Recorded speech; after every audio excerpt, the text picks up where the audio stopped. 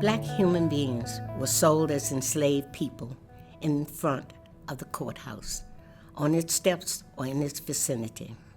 There are written accounts of the pain and trauma caused by human trafficking that took place in the square.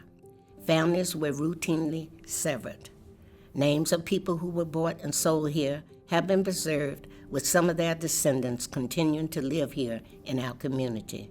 From newspaper ads, we know that some people in Albemarle County made their money as local slave traders, placing their notices in the local paper. There's a reason that the auction block would be located so close to the courthouse.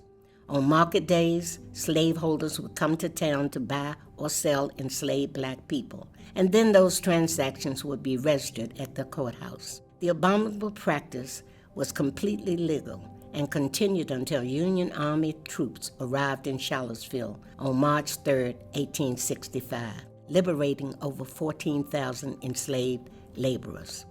I grew up in Charlottesville, and in my early 20s, I worked as a maid at a hotel that used to be in the square.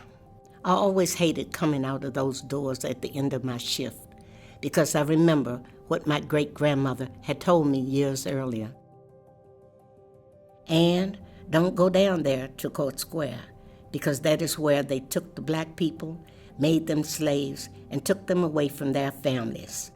I always hurried away from there, especially at nighttime, because I could feel the evilness of the place.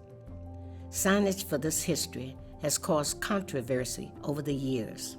A plaque that read "Slave Auction Block," and beneath those words, "On this site slaves were bought and sold," had been previously installed in the sidewalk at the site. In 2020, this plaque was stolen in an effort to highlight the need for a less offensive marker. Currently, a city committee is working with descendants of enslaved laborers to plan a new memorial.